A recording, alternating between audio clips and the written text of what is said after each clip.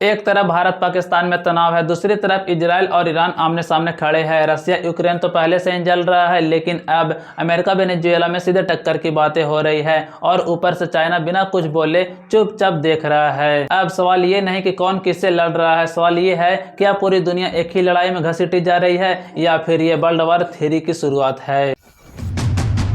क्योंकि इतिहास कभी एकदम से हमला नहीं करता, वो पहले चेतावनी देता है। वर्ल्ड वॉर 3 का सबसे बड़ा मिथ ये है कि वो एक दिन अचानक शुरू होगी, बल्कि सच ये है वर्ल्ड वॉर शुरू तब होती है जब दुनिया को लगता है कि अभी सब कंट्रोल में है, जब दो देशों के बीच बातचीत सिर्फ टीवी पर दिए गए बयान बनकर रह जाए, जब बड़े नेता सोच समझ कर नहीं अपने ईगो से फैसले लेने लगे, जब मीडिया असली खतरे की जगह लोगों का ध्यान दूसरी बातों में उलझाए और जब आम आदमी यह सोचे यह सब ऊपर वालों की लड़ाई है, हमारी जिंदगी पर क्या फर्क पड़ेगा।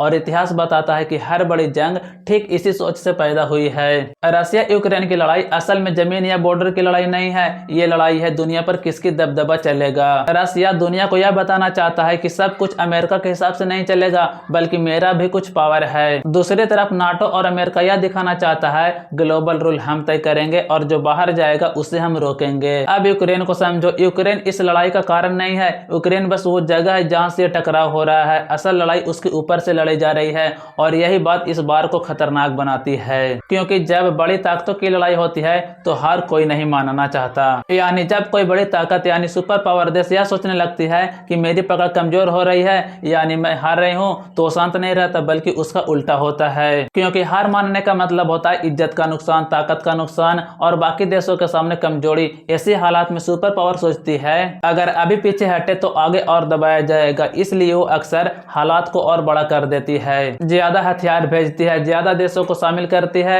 ज्यादा सख्त फैसले लेती है और यहीं से लड़ाई एक जगह पर नहीं रुकती, वो फैलने लगती है। और जब बड़ी ताकतें खुद को बचाने के लिए लड़ाई और बढ़ाने लगती है तब युद्ध नहीं रहता, वो पूरी दुनिया के लिए खतरा बन जाता है।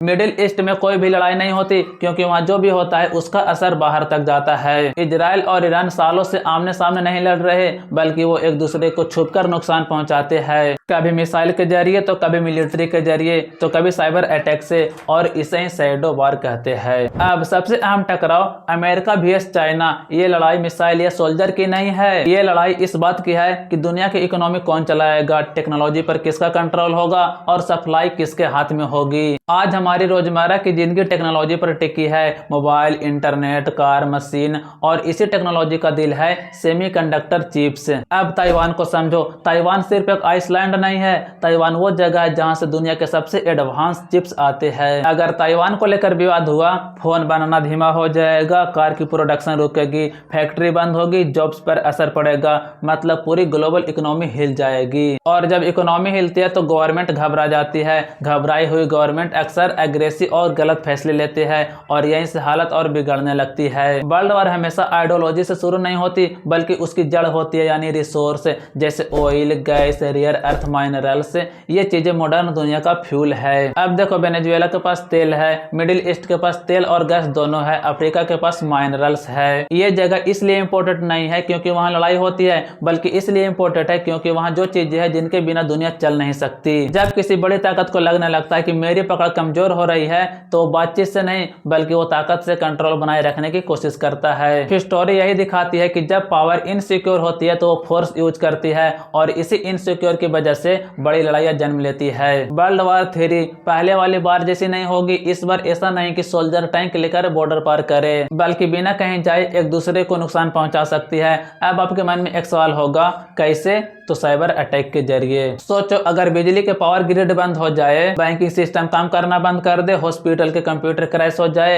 यानी बिना एक गोली चले पूरे देश में अफरा तफरी मच सकती है। और एक बात, अगर सैटेलाइट को नुकसान पहुंचा तो इंटरनेट काम करना बंद, जीपीएस काम करना बंद, यानी कम्युनिकेशन ही टूट जाएगा। अब सबसे डरावनी बात सुनो, आम आदमी को यह भी नहीं पता चलेगा कि यह सब किसी बार की वजह से हो रहा होगा। लोग सोचेंगे सर्वर डाउन है, टेक्निकल प्रॉब्लम है, लेकिन असल में ये बार चल रहा होगा। बस वो बंदूक और बम वाला नहीं बल्कि सिस्टम तोड़ने वाला युद्ध होगा। और यही बात वर्ल्ड वॉर 3 को अब तक की सबसे खतरनाक जंग बताती है। सोच के देखो, अगर अगली वर्ल्ड वॉर शुरू हुई तो हिस्ट्री की किताबों में सिर्फ पढ़ने की चीजें नहीं होगी, बल्कि वो हमारे समय में होगी, हमारी जिंदगी के बीच होगी। हम उसे पढ़ नहीं रहे होंगे, हम जी रहे होंगे। और यही बात आज तक सबसे ज्यादा डराती है। फिलहाल अगर आप इस वीडियो को यहाँ तक देख रहे हो तो प्लीज इस वीडियो को लाइक कर देना और एक बात अपने दोस्तों के पास शेयर करके इस चैनल को सब्सक्राइब कर लीजिए इसी और वीडियो पाने के लिए। मिलते हैं अगले वीडियो में। जय हिंद।